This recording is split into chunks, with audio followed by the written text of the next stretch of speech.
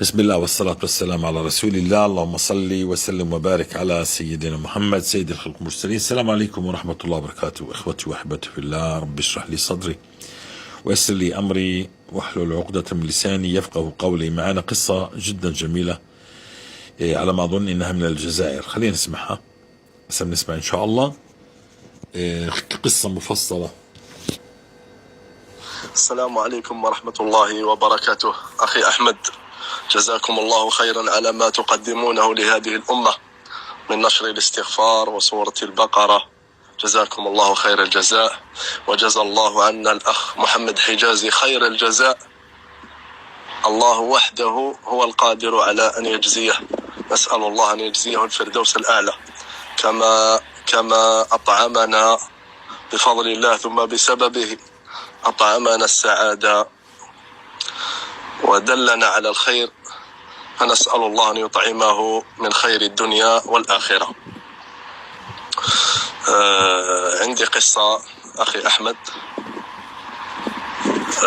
أول شيء، رب اشرح لي صدري ويسر لي أمري واحلل عقدة من لساني يفقه قولي. أول شيء، بدأت معاناتي بكثرة الذنوب.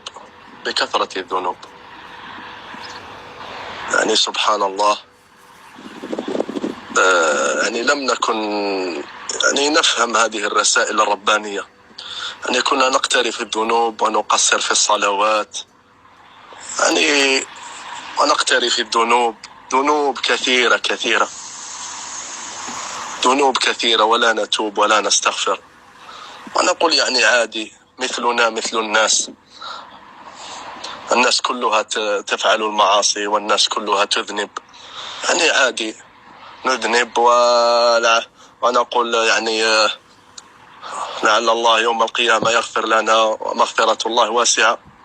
ولكن المشكلة الكبرى أن المشاكل تزداد والأمراض تزداد، والله يضيق علينا يوما بعد يوم. كلما نقترف ذنوبا تزداد المشاكل، كلما نقترف المعاصي يضيق الله علينا من كل اتجاه. والمشكلة نقول نحن في بلاء، نصبر. الإنسان يقول لنفسه اصبر، هذه هي الدنيا فيها مشاكل ولكن الحقيقة في نفوسنا، أنا في نفسي لم أكن راضي. كنت أقول هذه هي الدنيا، نصبر. شو بنعمل؟ نصبر، ولكن داخليا لم أكن راضي. ضيق شديد واكتئاب ومشاكل وهموم وأمراض وديون وأسحار. المهم، بعد مرور سنة بعد سنة، ذنوب، معاصي، تفريط في الصلوات، غيبة، نميمة، سم ما تشاء من الذنوب والمعاصي. والله يضيق علي،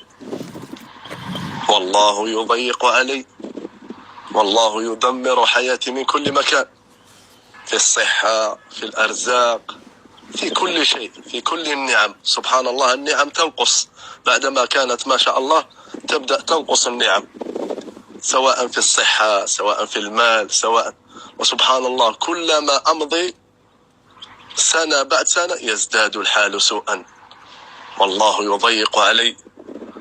والمشكل لم نفهم رسائل الله عز وجل. كنا نذنب والله يضيق علينا، ثم استمر الأمر سنين طويلة من الذنوب والمعاصي، فضيق الله علينا سبحان الله، حتى الإنسان يتنفس من ثقب الإبرة، إن صح القول. ضاقت علينا، ثم قلنا المشكل في البلاد. هذه البلاد ليست فيها أرزاق، وهذه البلاد لم تعطينا شيء، ونقول الدولة لم تعطينا شيء، لم نستفد شيء من الدولة، فغيرنا البلاد عسى أن نجد أرزاق وبركات وخيرات. غيرنا البلاد واستمريت في الذنوب والمعاصي. غيرت البلاد واستمرت على ذنوبي، بل زدت الذنوب أكثر والمعاصي أكثر بعدما غيرت البلاد. فضيق الله علي يعني ضيقا شديدا. بلاد خير، بلاد فيها أموال، فيها أرزاق، فيها من الخير العظيم، لكن أنا المقصود. الناس تأخذ وأنا لا أخذ، الناس تعيش في رغد ورزق وأنا أعيش في فقر، الناس تلبس لباسا جميلا وأنا ألبس لباسا ليس جميل.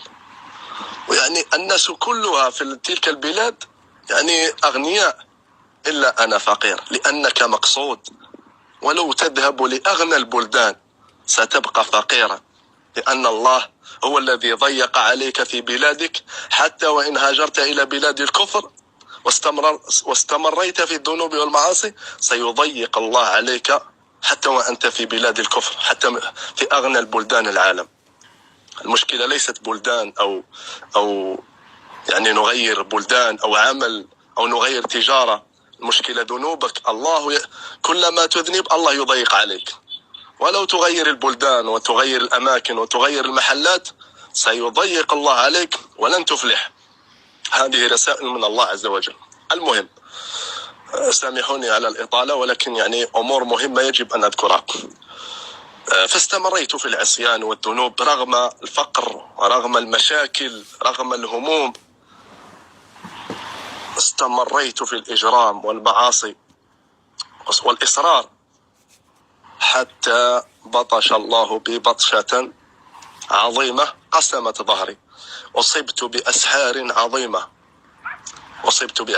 عظيمة وعين وحسد. انقلبت حياتي إلى جحيم. انقلبت حياتي إلى جحيم.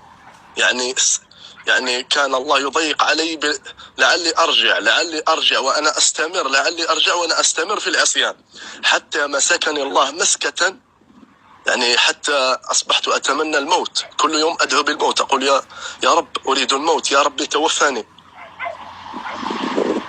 يعني قبض الله علي قبضة شديدة بأسحار أمراض. صرت شهور لا أنام في الليل من شدة الألم والأوجاع. أسحار الله بها عليم، هموم، وساوس، فقر. تخلى عني كل الناس، كل الأصدقاء، كل الناس، كل الناس تنفر مني. يعني سبحان الله، تغير كل شيء. أصبحت حتى يعني لا أجد قوت يومي، وأصبحت يعني تقريبا كالمشرد. لنقول كالمشرد. فسبحان الله، يعني هنا استسلمت لله سبحانه وتعالى وقلت انتهى. فوقفت كل الذنوب وكل المعاصي وبدأت في رحلة الرقية. ما زادتني إلا عذاب. هذا يقول لك جن طيار، وهذا يقول لك جن غواص. ودخلت في دوامة لا زادت الطين بالله، يعني لم نستفد شيء إلا العذاب. ثم بدأت أقرأ القرآن وأقلب في الأوراد. والله يا إخوتي، حتى سورة البقرة لم تنفعني. قرأتها سنة كاملة ولم تنفعني. هذه قبل لا أن أعرف قناة محمد حجازي. سورة البقرة سنة. يعني يقصد إخوتي أن يغير حاله، مش لم تنفعني، عشان في ناس بتحب تتصيد في الماء العكر. هي تنفعه، لكن إنه يتغير حاله، يخرج من هذا الفقر، يخرج من هذه الحالة. نعم، لأنه مصر، لازال مصر. وهو لم يكتب من سورة البقرة. خلينا نسمع كلنا، نكمل. قصة من أجمل القصص، معبرة والله.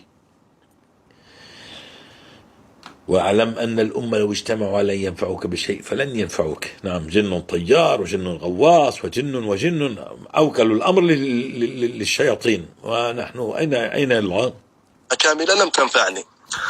لكن المشكل ليست في سورة البقرة، المشكل في أنا. سورة البقرة لم تعمل معي. لأني كنت مستمرا في الذنوب وأقرأ البقرة، ولم أكن أعرف الاستغفار وأهمية الاستغفار. يعني مثلا إنسان يأكل الربا يذهب يقرأ سورة البقرة، لن تنفعه سورة البقرة. هذا الذي يأكل الربا الله يحاربه، يعني لو يتوجه إلى سورة البقرة لن تنفعه، الله يحاربه. كذلك مع الذنوب الأخرى، غيبة، نميمة، سمي ما تشاء من الذنوب، لن تنفعك سورة البقرة. المهم تقلبت في الأوراد، لا إلا عذاب، سبحان الله. وهذه الشياطين تحاربني وتمرضني وتؤذيني، كلما أذهب إلى ورد تؤذيني، كلما، سبحان الله، تقلبت في جحيم. يعني سنين وأنا أتقلب في العذاب، سبحان الله، من ورد إلى ورد، قرآن، ختمات، ما تركت شيء. قيام ليل، سورة البقرة، لم ينفعني شيء. سبحان الله، عذاب ودمار وتشرد وفقر. المهم حتى يعني وصلت إلى مرحلة اليأس الحقيقي، يعني القنوط. يعني حاولت كل شيء ولم أجد النتائج، لم أجد ثمرات. يا ربي لماذا هذا العذاب؟ طرقت كل الأبواب، قيام الليل، سورة البقرة، لم يتغير شيء، سبحان الله. وفي يوم ما بعد اليأس، سبحان الله، يعني وجدت مقطع في اليوتيوب محمد حجازي الاستغفار، فسبحان الله كأن الله ألقى في قلبي أن يعني أدخل إلى هذا الرجل. فبدأت يعني سبحان الله من كلامه ذنوب، معاصي، يعني أفهم. أول شيء حاولت أن أفهم ماذا يقول. أول شيء يعني الإنسان، نصيحة للمتابعين، أي إنسان يعني جديد، حاول تفهم ماذا يقول هذا الرجل، عن ماذا يتكلم، ما أي ذنب، أي استغفار. حاول أن تفهم، يعني فهم السؤال نصف الجواب. إذا فهمت ماذا يقول الأخ محمد حجازي جزاه الله خيرا، يعني ستدرك الحقيقة وحقيقة كلامه، ثم تطبق فتجد كلامه حقيقة كما وجدنا بفضل الله ورحمته. المهم سمعت كلامه وأنا الحمد لله بفضل الله أبحث قبل أن أطبق، فيديو بعد فيديو، استغفار، ذنوب، معاصي، أقرأ التعليقات، ما شاء الله التعليقات كلها إيجابية. لم أجد راقي أو أي قناة لديها يعني تعليقات مثل هذه الكمية، ما شاء الله، وقصص فرج الله عنهم كربتهم وشفاهم من أمراض ورزقهم وتغير حالهم، إلا قناة الأخ محمد حجازي. يعني آلاف من الناس غير الله حالهم بهذه الطريقة، طريقة ترك الذنوب ولزوم الاستغفار. يعني ما شاء الله غير الله حالهم. فتعجبت، قلت هذه هي ضالتي، وجدت قد أناس كثير فرج الله عليهم، إذن هذا هو الطريق الصحيح. فسبحان الله، من اليوم الأول والله يا إخواني كنت في غم وضنك ويأس وقنوط.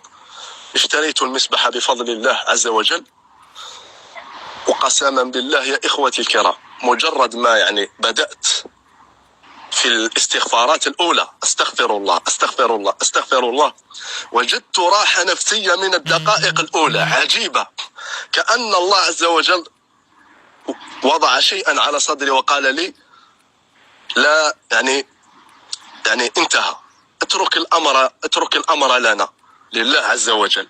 والله يا إخواني كأن الله عز وجل قال في صدري اترك الأمر، ما دام لزمت الاستغفار خلاص انتهى الأمر، الآن الله هو يدبر الأمور، سبحان الله. المهم 3 أيام الأولى استغفار، راحة عجيبة، طمأنينة، سكينة، ما شاء الله. يعني لم أشعر بها لا في سورة البقرة ولا في قيام ليل ولا في أي عبادة، لأن الله عز وجل لا يريد منك البقرة، لا يريد منك قيام ليل، هذا كله خير، لكن الله عز وجل يريد منك أن تستغفره. أنت مذنب، المذنب مثلا إنسان يأكل الربا، يا أخي لا تذهب إلى سورة البقرة، بل انتهي عن الربا والزم الاستغفار. مثلا إنسان عنده غيبة نميمة، لا تذهب لتجد ذكر أو الصلاة على النبي، هذا كله خير، بل انتهي عن الغيبة والنميمة والزم الاستغفار حتى يتغير حالك بإذن الله. المهم وجدت راحة نفسية في 3 أيام. بعد 3 أيام الحمد لله أمطرت بفضل الله عز وجل مطرا ما شاء الله، وعرفت أنه مطر الاستغفار لأنه ما كان مطر ذلك الوقت. ثم بعد أيام يعني صليت 2 ركعتين وسألت الله عز وجل، قلت يا رب إن كان هذا الرجل وطريقة هذا الرجل الأخ محمد حجازي يعني طريق حق فأرني رؤيا. فسبحان الله نمت فرأيت نفسي في رؤيا وأنا سعيد والمطر ينزل بغزارة في رؤيا. فاستيقظت فعرفت أنها يعني سألت الله فمباشرة رأيت رؤية المطر، فعرفت أن الله يعني يؤيدني أني أستمر في هذا الاستغفار، وأن أتبع الأخ محمد حجازي جزاه الله خير الجزاء. المهم الآن يعني حتى لو أطل عليكم سامحوني، يعني عندي كثير من القصص لكن أحاول أن أختصر، هي المعلومات كلها مفيدة على كل حال. المهم فسبحان الله بدأ من الثمرات يعني بدأت الراحة النفسية يعني والطمأنينة. أول شيء قطفته هو الراحة النفسية من الدقائق الأولى، قطفت الراحة النفسية والسكينة حتى كنت أتعجب أقول ما هذا سبحان الله. الثمرة الأخرى الوسواس، ذهب عني الوسواس كأنه توقف. ومن الثمرة أيضا كنت أعاني من ألام في الجسد وأمراض كثيرة وأوجاع كثيرة وهموم كثيرة، يعني سبحان الله، يعني سبحان الله معاناة عظيمة، يعني سبحان الله كل يوم بالتدريج تختفي، كل يوم بعد لزوم الاستغفار تختفي وتنقص هذه الأعراض سبحان الله، وكأن الله سبحانه وتعالى أوقفها، أذن لها هذه الآلام والأوجاع أن تتوقف، وأذن للوسواس أن يتوقف. مجرد أن لزمت الاستغفار بدأت الآلام تختفي. الناس كانوا سبحان الله يعني ينفرون مني، فمجرد ما بدأت الاستغفار الناس بدأت يعني أصبحوا عندي أصدقاء يبحثون عني، هذا يأتي يأخذني بالسيارة، هذا يعني سبحان الله حتى يتصلون علي أين أنت سبحان الله، محبة الناس هذا فضل من الله. ومن الثمرات يعني سبحان الله، ومن الثمرات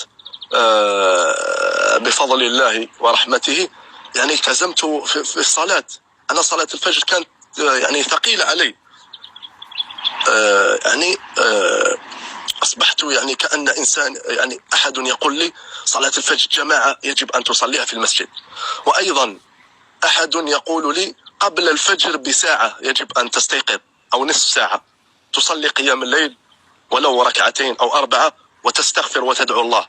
يعني منذ لازمت الاستغفار الحمد لله لم أضيع قيام الليل وصلاة الفجر. توفيق عجيب في الصلاة والمحافظة على الصلاة. أيضا من الثمرات يعني صرت أكره المعاصي والذنوب بعدما كنت غارق في المعاصي والذنوب. مع الاستغفار سبحان الله 10 أيام 20 يوم 30 شهر شهرين تبدأ تكره في المعاصي، تغض بصرك سبحان الله. الاستغفار يبعدك عن المعاصي تدريجيا ولو تسقط مرة مرتين أكمل الاستغفار سيبعدك سبحان الله عن المعاصي. واصل في الاستغفار سيبعدك 10 أيام ثم يبعدك 20 يوم ثم يبعدك شهرين حتى يجعل الله لك مخرجا بإذن الله. ستكره كل المعاصي، معاصي النساء، معاصي كل شيء، غيبة نميمة ستكرهها بفضل الله ثم بلزوم الاستغفار. أيضا الأموال بفضل الله، حتى ما كنت أجد يعني قوت يومي، الآن الأموال سبحان الله. يعني حتى بعض الأصدقاء قال لي يعني كيف أصبحت أنت تعطينا أموال، يعني حتى يعني أقرضهم المال، يعني كي تعجبوا كيف أنت يعني تقرضنا المال. والعجب يا إخواني الكرام أني لم أشتغل بعد، أنا لست أعمل، المال يأتيني وأنا عاطل عن العمل. يعني المال موجود من دون عمل. لو كنت أعمل لقلنا المال يأتي من العمل، لكن أنا عاطل عن العمل، والمال يأتيني بفضل الله وكرمه. والمال لا سبحان الله كلما يأتي ينتهي يأتي مال آخر سبحان الله. إخواني الكرام، أتمنى أني لم أطل عليكم، وسأكمل الباقي إن شاء الله في مقطع آخر. إخواني الكرام، أريد أن أكمل يعني بعض التفاصيل في القصة. الحمد لله يعني رزقني الله بأموال، وسبحان الله تيسرت أمور كثيرة، والحمد لله يعني أعيش حياة يعني سبحان الله يعني هنيئة الحمد لله طيبة، أشعر بالرضا والراحة النفسية والسعادة. وسبحان الله إني أرى أن الأمور تتدبر إلى الأحسن، يعني تتدبر الأمور إلى الأحسن. كلما أستغفر الأمور سبحان الله كأن الله يدبرها ويرتبها بفضله ورحمته. أيضا مما وجدت كنت يعني في بيت يعني يرثى له، فبفضل الله يعني سخر الله لي أن غيرت البيت بفضل الله ورحمته، غيرت السكن، تسخير من الله سبحانه وتعالى، فأصبحت في سكن جميل يعني الحمد لله، أفضل من السكن الذي كنت فيه. سبحان الله حتى الهاتف جاءني هاتف جديد ما شاء الله.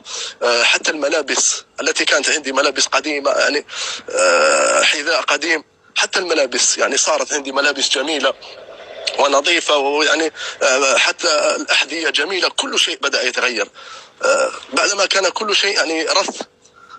فبدأ الله يعطيني ملابس جديدة، هاتف جميل، حذاء جميل، أموال، مدد من المال سبحان الله، دفعات من المال. يعني ولاحظت كلما يعني بدأ المال بشيء قليل، ثم بدأ يكبر، ثم بدأ يكبر، ثم بدأ يضاعف المال. يعني سبحان الله حتى أصبحت أن أقرض بعض الأصدقاء وتعجبوا، قالوا لي يعني كيف أنت أصبحت تقرضنا المال؟ فقلت لهم السر في الاستغفار، إن أردتم أن تسبقوني فعليكم بالاستغفار. ومن الثمرات أن من الله علي وفتحت قناة على التيك توك اسمها معجزات الاستغفار، اسمها معجزات الاستغفار. يعني فيها ما شاء الله يعني تقريبا 8,000 من المتابعين. أنشر فيها مقاطع الأخ محمد حجازي يعني للاستغفار. وهذه من الثمرات الحمد لله، أن يهدي الله على يدك رجلا واحد خير لك من حمر النعم، وهذا كله بفضل الله. وثمرات كثيرة والله يا إخوتي، أن الاستغفار معجزة عظيمة لا يعرف حقيقته إلا من طبقه. اترك الذنوب وحافظ على الصلوات في الوقت، واكثر من الاستغفار، وأبشر بالخير، وأبشر بكل خير، والله سترى عجبا من كرم الله.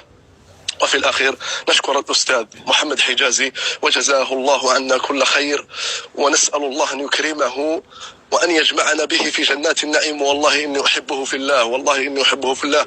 منذ أن بدأت أن أشاهد قناته لم أترك مقطع واحد، كلما يعني ينزل مقطع أتفرجه وأشاهده. وجزاه الله عنا كل خير وبارك الله فيه.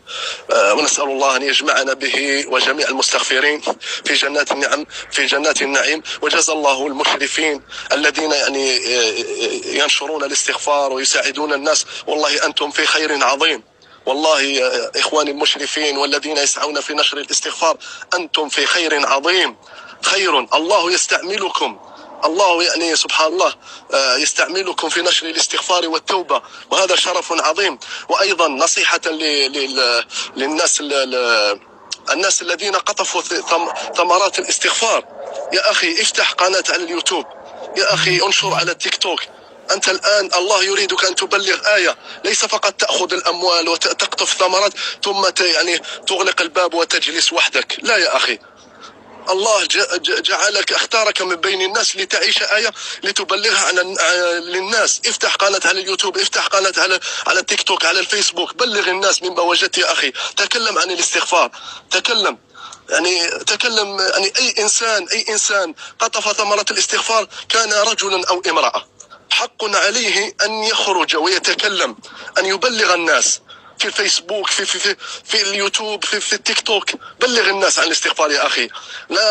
ليس عندك طلاقة في الكلام، انشر المقاطع، افتح قناة وانشر مقاطع الأخ محمد حجازي وجزاه الله عنا كل خير.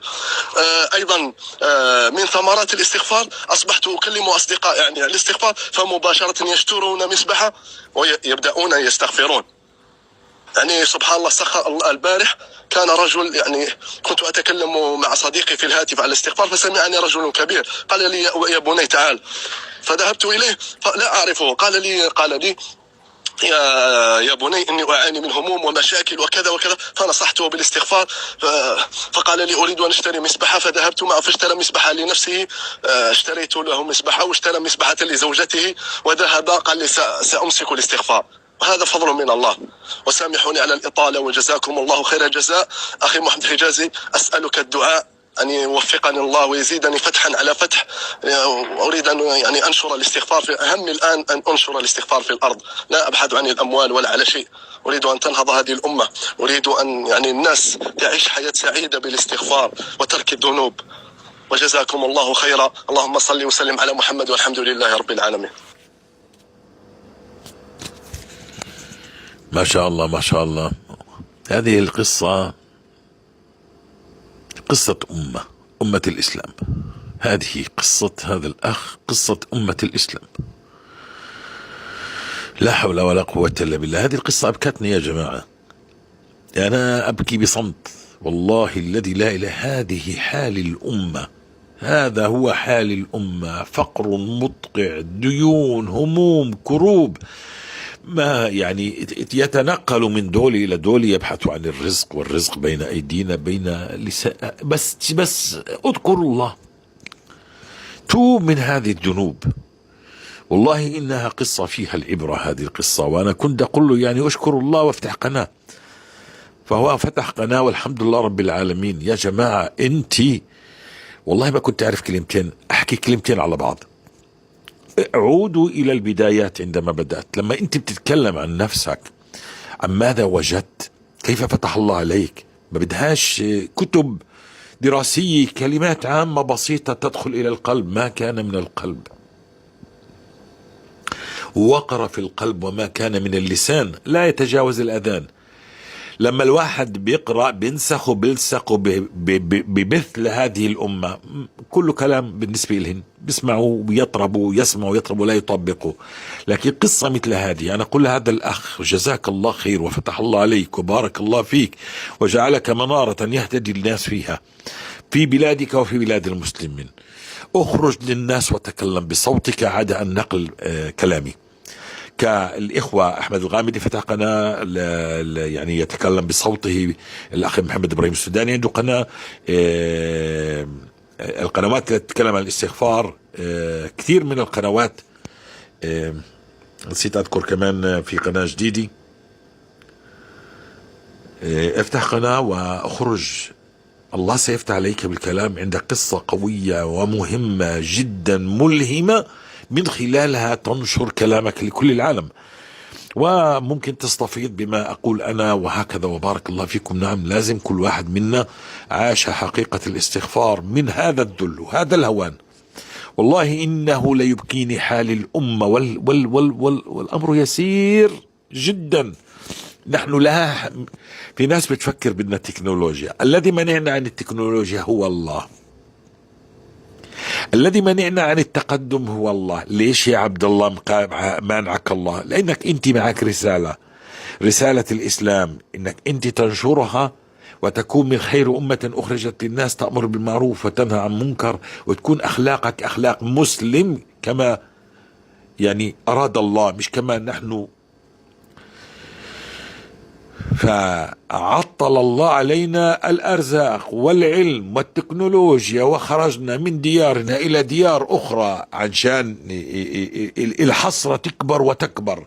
تشوف كل الناس عايش مكيفي وانت حتى مأوى لا تملك.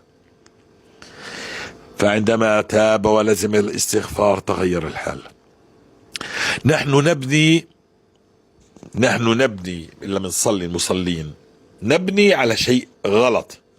كيف يعني؟ أنا مصر على ذنوبي، إباحياتي، غنائي وطربي وأعراصي وقطيعة الأرحام والإباء والربا وكل شيء، ولكني بصلي، ولكني بزيد كمان. بتعرف شو بدي أقوم الليلي وهكذا. لكن يعني أنا ماشي في مسارين. تعرف هذول اللي عندي انفصال في الشخصية، انفصام. عندي شخصيتين، شخصية متدينة وشخصية فيها كل الفجور. ما بيمشيش عند ربنا هذا يا عمي. هذا الفجور انت مخبيه من وراء الناس، عند الله انت علني، انت كلك علني عند الله. هذه القصة أبكتني يا جماعة. هذه القصة من الحقيقة من صدقها وصلت إلى القلب، من صدقها إنسان يتغرب باحث عن رزق، باحث عن كيف بيقولوا حظ أوفر، ولا في شيء يمسك الله. أنا أطلب من هذا الأخ، قصتك قوية جدا، الله ابتلاك منعك منعا شديد، فعلمك وأعدك لأن تخرج وتكون شاكر لله ولا تكتفي فقط في نشر مقاطعه. رسالتك واضحة، وقف على الميكروفون وتكلم قصتك، ثم خذ التعليقات التي عندك وجاوب عليها مما وجدت أنت. وصلت؟ مما وجدت. واطلب من أنا أطلب من كل المتابعين، سمعتوا التعليق؟ سمعتوا كيف التعليقكم أثرت في هذا الرجل؟ سمعتوا تعليقاتكم عندما دخل على القناة ووجد فيها تعليق؟ أنت لا تعرف ماذا يفعل تعليق، أنت لا تعرف. لربما أنا لا أنام الليل، ما بديش فلوس ولا بدي سيارات، وعندي أولاد، عندي 10 أولاد، وعندي سيارات، وعندي أموال، ومش عارف أنام بالليل. ثم يأتي واحد ويعلق تعليق بسيط، أنا ما كنتش عارف أنام بالليل، عندما لزمت الاستغفار أصبحت أنام. يبحث عن هذا، عن هذه الشيء، وكل الناس تبحث عن مال، فتكون أنت سبب بأنه هذا الزلمة أو هذا الرجل امرأة تأخذ الاستغفار.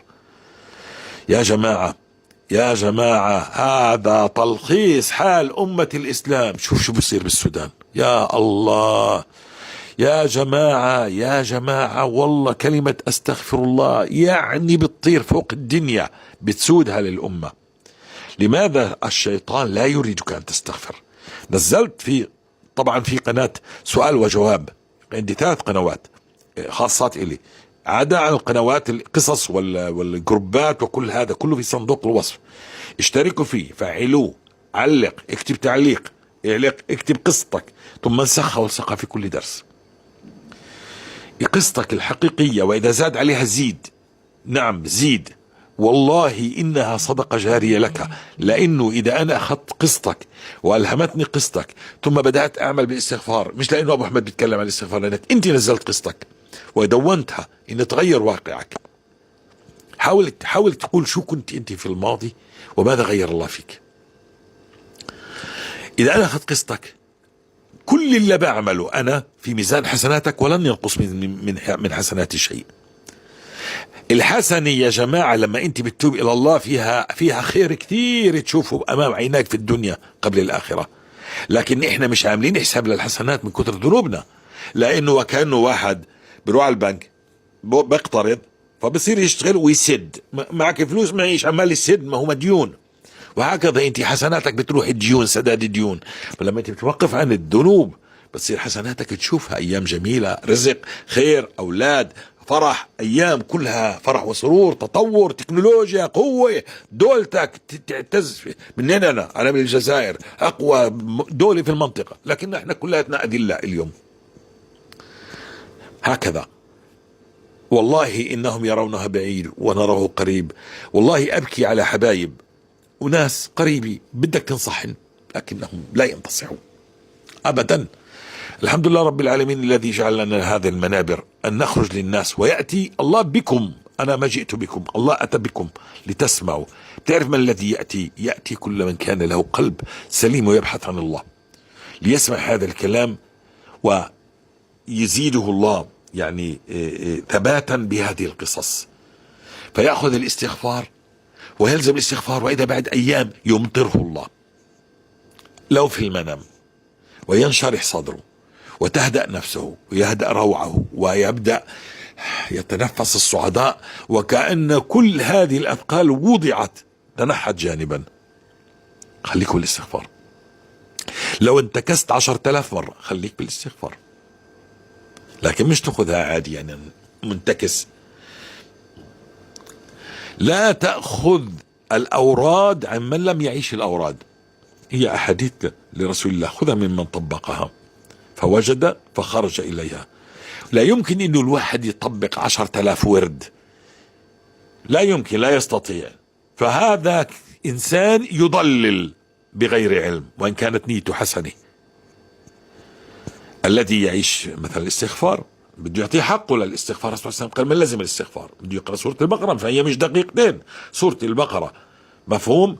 فما أنا ما بدي أتكلم عن الحوقلة وأتكلم عن الصلاة على رسول الله وعلى الاستغفار وعلى التسبيح وعلى التهليل وقيام الليل. أنا عشت قيام الليل، عشت أن من صلى لله 40 يوم كتب الله له براءة من النفاق وبراءة من النار. ما عشتها 3 مرات، هذه 40 يوم في جماعة بكل الصلوات.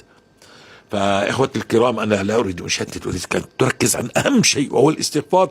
والله بالاستغفار سيسوقك إلى الورد الذي تحتاجه لتكمل مسيرة التقرب إلى الله ومعرفة الله. الله يبارك فيكم، هذه من أجمل القصص التي أبكتني والله.